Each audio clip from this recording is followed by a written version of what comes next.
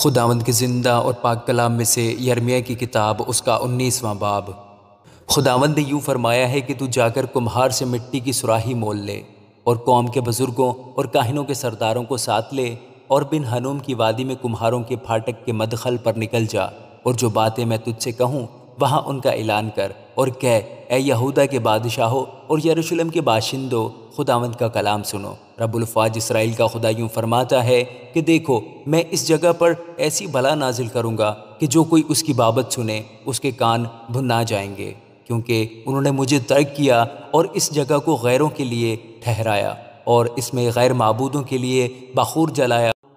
جن کو نہ وہ نہ ان کے باپ دادا نہ یہودا کے بادشاہ جانتے تھے، اور اس جگہ کو بے گناہوں کے خون سے بھر دیا اور بال کے لیے اونچے مقام بنائے تاکہ اپنے بیٹوں کو بال کی سوختنی قربانیوں کے لیے آگ میں جلائیں، جو نہ میں نے فرمایا نہ اس کا ذکر کیا اور نہ کبھی یہ میرے خیال میں آیا۔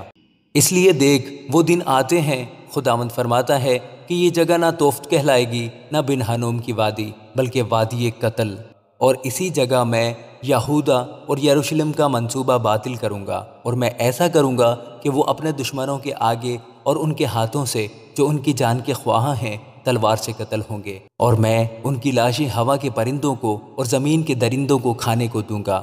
اور میں اس شہر کو حیرانی اور سسکار کا باعث بناؤں گا۔ ہر ایک جو ادھر سے گزرے دنگ ہوگا اور اس کی سب آفتوں کے سبب سے سسکارے گا، اور میں ان کو ان کے بیٹوں اور ان کی بیٹیوں کا گوشت کھلاؤں گا، بلکہ ہر ایک دوسرے کا گوشت کھائے گا، محاصرہ کے وقت اس تنگی میں جس سے ان کے دشمن اور ان کی جان کے خواہاں ان کو تنگ کریں گے۔ تب تو اس سراہی کو ان لوگوں کے سامنے جو تیرے ساتھ جائیں گے توڑ ڈالنا، اور اس سے کہنا کہ رب الافواج یوں فرماتا ہے کہ میں ان لوگوں اور اس شہر کو ایسا توڑوں گا جس طرح کوئی کمہار کے برتن کو توڑ ڈالے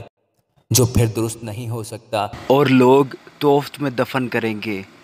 یہاں تک کہ دفن کرنے کو جگہ نہ رہے گی۔ میں اس جگہ اور اس کے باشندوں سے ایسا ہی کروں گا، خداوند فرماتا ہے، چنانچہ میں اس شہر کو توفت کی مانند کر دوں گا، اور یروشلم کے گھر اور یہودا کے بادشاہوں کے گھر توفت کے مقام کی مانند ناپاک ہو جائیں گے۔ ہاں، وہ سب گھر جن کی چھتوں پر انہوں نے تمام اجرام فلک کے لیے بخور جلایا اور غیر معبودوں کے لیے تپاون تپائے۔ تب یرمیہ توفت سے جہاں خداوند نے اسے نبوت کرنے کو بھیجا تھا واپس آیا، اور خداوند کے گھر کے صحن میں کھڑا ہو کر تمام لوگوں سے کہنے لگا، رب الافواج اسرائیل کا خدا یوں فرماتا ہے کہ دیکھو، میں اس شہر پر اور اس کی سب بستیوں پر وہ تمام بلا جو میں نے اس پر بھیجنے کو کہا تھا لاؤں گا، اس لیے کہ انہوں نے نہایت گردن کشی کی تاکہ میری باتوں کو نہ سنیں۔ آمین۔